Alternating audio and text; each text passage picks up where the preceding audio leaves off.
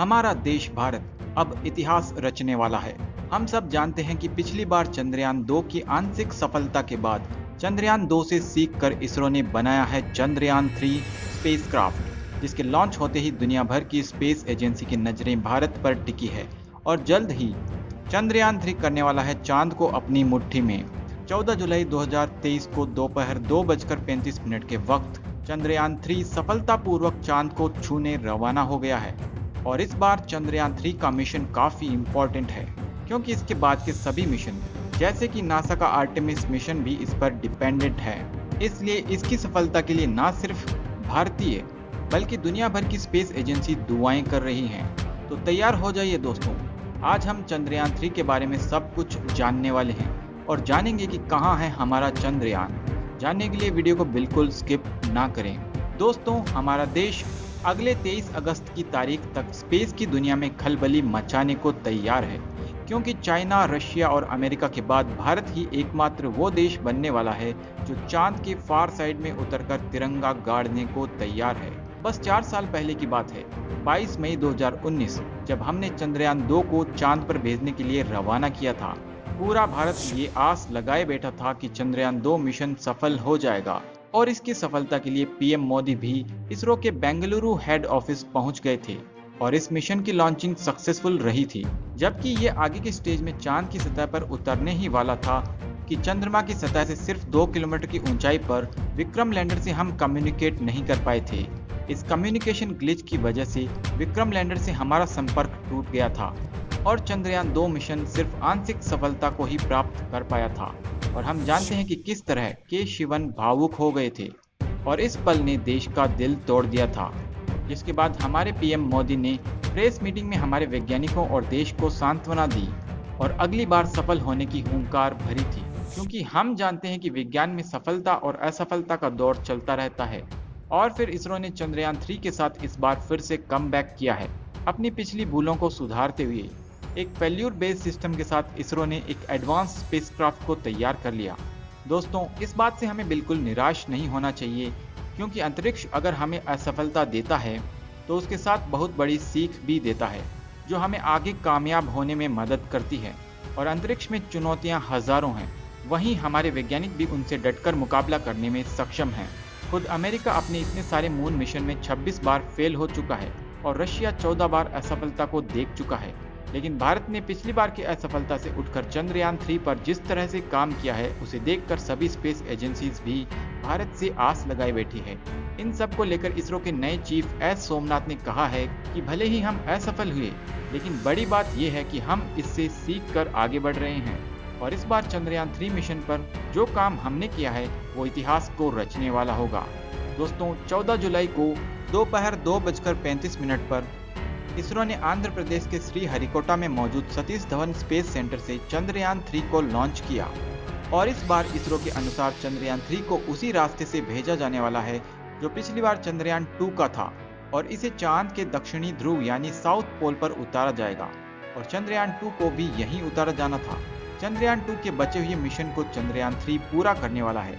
इसके लिए चंद्रयान 3 में कई बदलाव किए गए हैं, जैसे कि इस बार चंद्रयान 3 में कोई ऑर्बिटर नहीं है, बल्कि इस बार हमने प्रोपल्शन मॉड्यूल का इस्तेमाल किया है, जो चंद्रयान 3 के लैंडर और रोवर को चांद तक ले जाने वाला है और इसे चंद्रयान 2 के उस ऑर्बिटर से कनेक्ट किया जाने वाला है जो पिछली बार चांद के चारों ओर डिप्लॉय किया गया था। और ये ऑर्बिटर पिछले 4 साल से चांद के चक्कर काट रहा है और इंतजार कर रहा है चंद्रयान 2 का। इसरो के मून मिशन के मुख्य 3 लक्ष्य हैं। पहला, इस मून मिशन के तहत चांद पर सॉफ्ट लैंडिंग करना। दूसरा, इसके रोवर को चांद की सतह पर चलाना। और तीसरा, चांद की मिट्टी को लेकर उस पर साइंटिफिक रिसर्च कंडक्ट करना।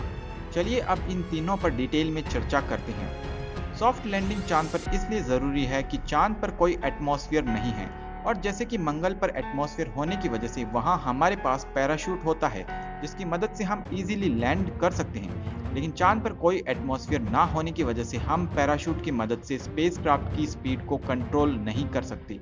इसके लिए इसे कंट्रोल करने के लिए लगातार सही डायरेक्शन में थ्रस्ट मिलना जरूरी होता है, जिसके लिए प्रॉपर कम्युनिकेशन अर्थ पर मौजूद ग्राउंड कंट्रोल टीम से की जाती है।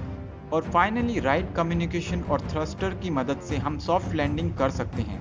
और चांद की फार साइड में लैंड करने के लिए कम्युनिकेशन की प्रॉब्लम सबसे ज़्यादा आती है, इसलिए ये एक चैलेंजिंग टास्क बन जाता है। इसरो का एक लक्ष्य इस सॉफ्ट लैंडिंग को अचीव करना है ताकि फ्यूचर में और भी मिशन किए जा सकें। दूसरा, प्रज्ञान रोवर को चांद पर उतारकर रिसर्च कंडक्ट करना है। इसकी एनर्जी सप्लाई के लिए सोलर पैनल्स और कम्युनिकेशन के लिए एंटीना लगाए गए हैं। इसका वजन 27 किलोग्राम है। ये चांद की सतह से डेटा कलेक्ट करके लैंडर को भेजेगा और लैंडर इस डेटा को ऑर्बिटर को भेजेगा, जहां से ये डेटा ग्राउंड कंट्रोल पर पहुंचेगा। और तीसरे लक्ष्य की बात करें तो यह चांद के दक्षिणी हिस्से में जाएगा, जहां आज तक कोई नहीं गया। यहाँ पर रोवर चांद के टेम्परेचर और सीस्मिक एक्टिविटी की जांच करेगा। प्रज्ञान रोवर चांद के वातावरण में गैस और प्लाज्मा की जांच भी करेगा। इसके अलावा कुछ सीक्रेट साइंटिफिक रिसर्च भी यहाँ पर किए जाएंगे। अमेरिका अपने नेक्स्ट मिशन के लिए चांद पर मानव बस्ती बसाने की योजना बना रहा है और प्रज्ञान रोवर के बिना ये होना लगभग असंभव है, और ये बात इस मिशन को और महत्वपूर्ण बना देती है। प्रज्ञान रोवर चांद पर एक लूनर दिन तक रहने वाला है। चांद का एक दिन धरती पर 14 दिनों के बराबर होता है और इसके बाद वहां से उड़ान भरकर ये ऑर्बिटर के पास आ जाएगा।